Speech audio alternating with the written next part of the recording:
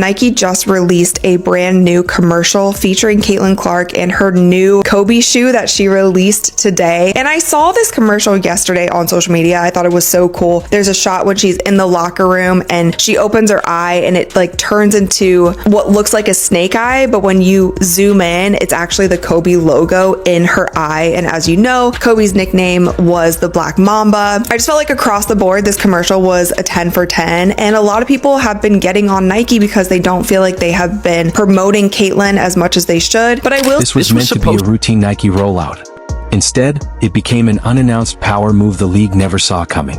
One face, one ad, and suddenly the sales numbers don't just look impressive. They look unreal. Not inflated. Unreal.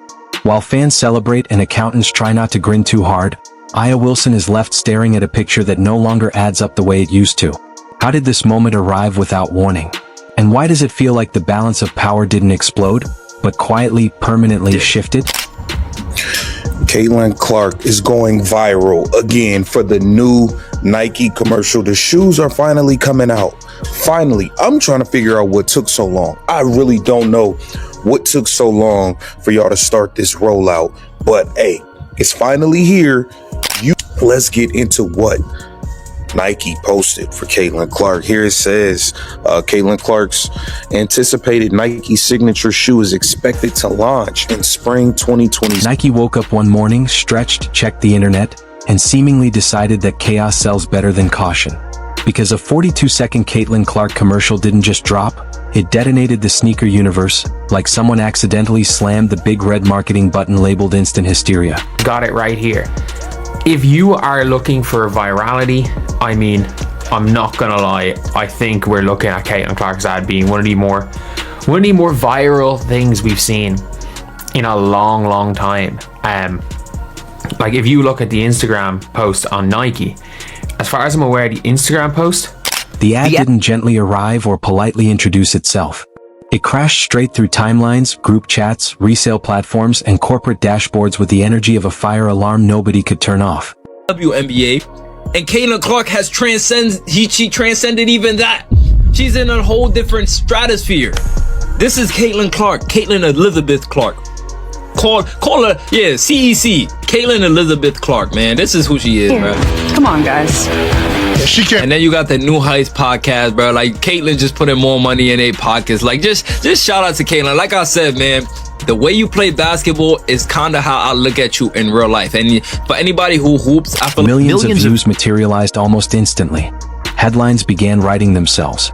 Sneaker servers barely had time to acknowledge reality before being wiped clean like a Black Friday clearance rack.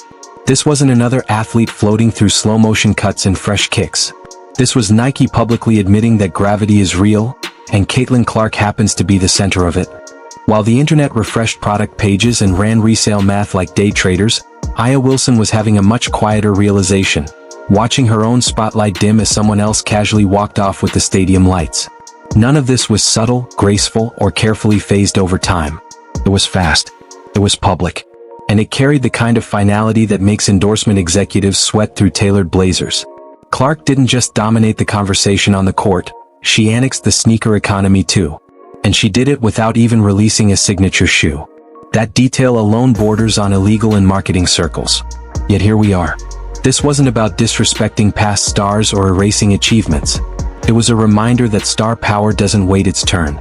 And Caitlin Clark doesn't ask permission before hijacking an entire market segment. Hey, Caitlin, how about from here? Come on, guys. Yeah, she can't make it from there. No chance. Caitlin! So right here, you see kids. Yeah, she can't make it from Look. Hey, Caitlin, how about from here? You got a bunch of kids asking Caitlin Clark, how about from here? Basically, I guess insinuating this is the younger generation, how she even influences boys, not just girls. Do you know how crazy it is that a woman basketball player is impacting boys basketball when there's something called the NBA that's already bigger than the irony turns deliciously uncomfortable when you rewind just a bit and remember that Nike went all in on Aya Wilson. Her signature shoe, the Nike A1, arrived with ceremony, intention, and the kind of rollout that usually guarantees long-term dominance. The initial pink Aura colorway launched and vanished in under 5 minutes, a victory lap frozen in time. Resale prices instantly doubled, flipping a modest retail tag into a collector's feeding frenzy that screamed success from every angle. For a brief, glorious stretch, Wilson looked like the undisputed queen of WNBA merchandising, standing at the intersection of performance, personality, and meticulously curated branding. Nike didn't phone this in. They spent 2 full years treating Wilson like a VIP inside her own creative kingdom. She touched everything, approved everything, shaped the shoe down to the smallest narrative detail. Interviews rolled in. Fans wore the A1S courtside with pride. And Wilson settled comfortably into the role of the league's merchandising anchor. Then something curious happened, which is the polite way of saying momentum quietly packed its bags and left. The noise softened. The sales slowed. The social buzz wandered off like a distracted puppy chasing a new sound. The A1 didn't collapse, but it stopped climbing. And in sneaker culture, stalling is often worse than failing. Caitlin Clark was pretty cool. Did you check it out? I already posted it. Check out my page.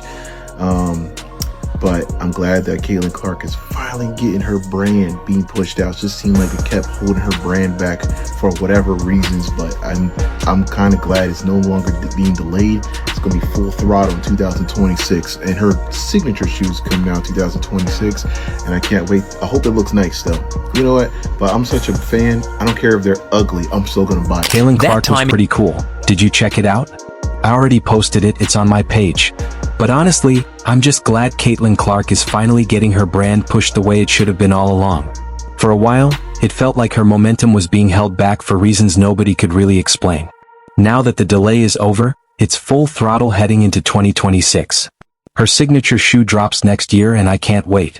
I hope it looks good, but let's be real, I'm such a fan it wouldn't even matter if it didn't.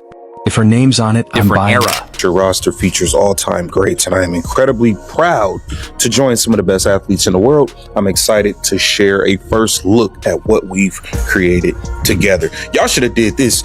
We're going into year 3. Y'all should have did this year 1. Year 1. Let's take a look at the ad.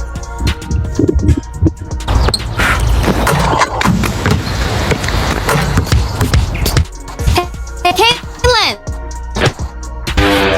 Can you make it from there? That timing couldn't have been more unfortunate. Just as Wilson's moment settled into a steady hum, Nike unleashed Caitlin Clark into the marketing ecosystem like a controlled experiment that immediately escaped the lab. This wasn't a careful comparison or a gradual transition. It was a full narrative hijack that made everything before it feel instantly outdated. Clark's campaign arrived drenched in influencer oxygen, algorithmic blessings, and a viral response that swallowed attention whole. What once belonged to Wilson suddenly felt rented, and the lease expired without notice. The most unhinged part of it all is that Clark pulled this off without debuting her own shoe. Nike simply put her in a special edition Kobe 5 Pro PE and watched the world lose its collective mind. Even the colorway sounded like a luxury watch description. Midnight navy, bright crimson, university gold. But the real ignition came from the storytelling.